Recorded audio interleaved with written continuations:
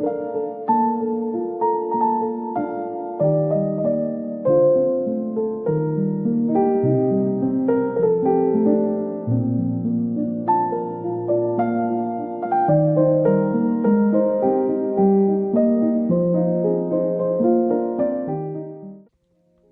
everyone and welcome back to my channel. Or if you're new here, my name is Emmylou and I'm an amateur artist in Mudlark with a passion for the environment, and this is the summer episode of my new seasonal podcast. Today I'll be talking to you about some seaside activities because I'm spending some time by the sea this summer. We'll also cover subjects like the local wildlife along with some other fun topics.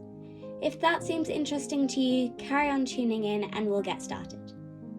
Beginning with seaside activities, there's the obvious sandcastle building. When you stroll across the beach, you can find a variety of different types of sandcastles.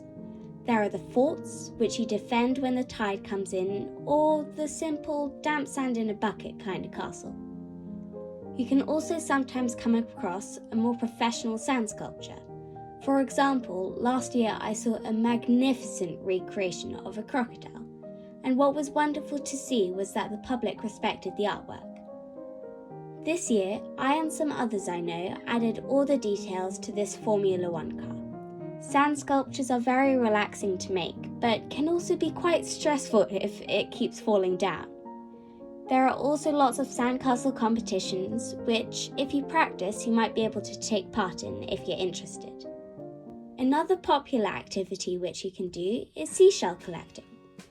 Along some Belgian beaches, I know that you can sell handmade paper flowers which both children and adults enjoy making, and you sell them in exchange for donax shells. These shells are slightly less common than others and are a little lopsided.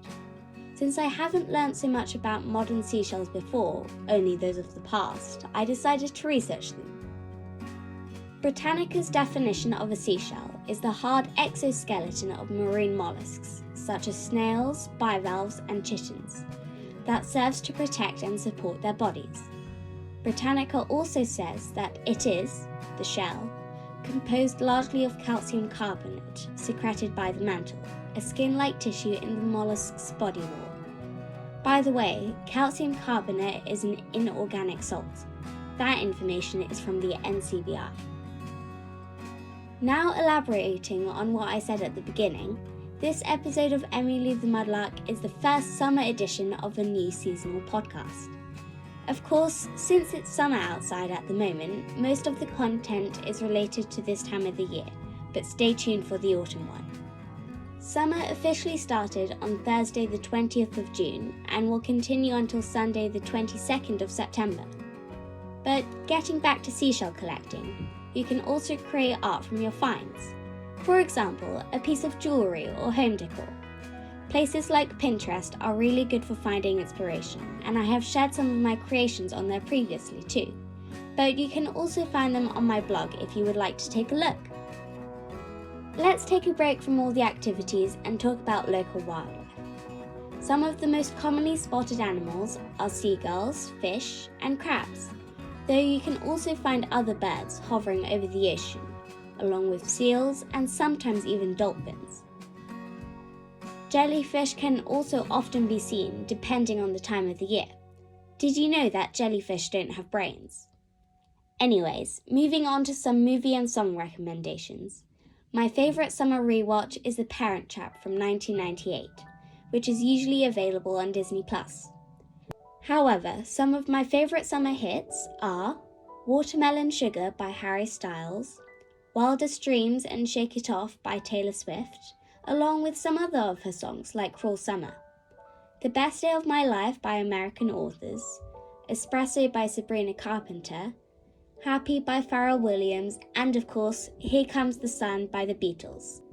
As the sun has come out, hasn't it? Another favourite is Mr. Blue Sky from the Electric Light Orchestra. I also recently started reading the Simple Things magazine, and July's issue's theme was Tide. I really enjoyed reading it, and I will definitely be purchasing August's edition, which has the theme of Haven. and looks like it has a section called All at Sea, so it might be worth taking a look. The paper quality is very high and it is from Iceberg Press, and their editor, Lisa Sykes, also hosts another seasonal podcast available on Spotify. Returning to the physical magazine, I especially enjoyed reading the sections about the beach hut, which was a lovely short story by Isabel Broom on page 130, Magical Creatures, An Appreciation for Swifts by Oliver Clanford, and the interview with Vanessa Wright about her islands, the Wists. The reason I bought the issue originally was for the weekend project about sea glass, which also I greatly enjoyed, and also the section by Catherine Tan just before that. They have now also released their August edition, and the July issue is still available for purchase. This isn't sponsored, I just thought you might like to know, and I have shared their website in the description as well. Now I will be joined by Benji, a nature photographer. So Benji, what would you recommend beginners looking for when wanting to photograph wildlife, specifically by the seaside? That's a very interesting question, Emmylou. I think when you photograph animals, you have to be very patient because that's the key to success.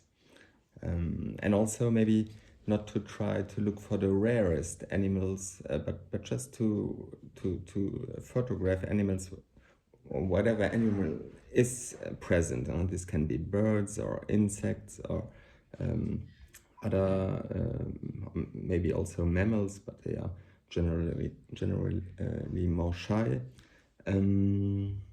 Yes, so basically it's to be very patient and not try to run after them, but wait until they come closer to you. Thank you. And if people are wanting to take their hobby further, what camera can you recommend for them? Yes, when photographing animals, you often need a teleobjective, so a camera with a good zoom or a magnifier lens. So yeah, you need basically a good lens to bring the animals closer. And today there's generally I would recommend a digital camera. Myself, I have been shooting quite a lot with analog cameras still, but now it's so much easier with a digital camera. And while there's so much choice on the market, it's difficult to recommend one more than the other.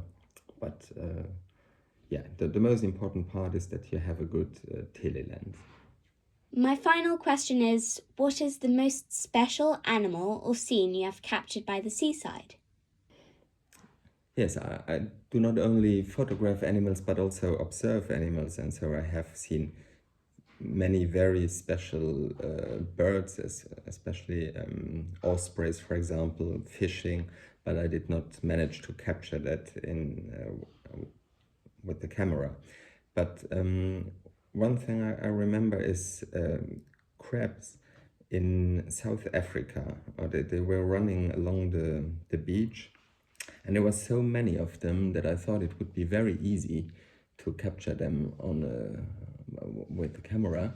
But in the end, it was very difficult because they ran away so quickly when you approached them that I needed to have a very big tele lens to get them on the picture.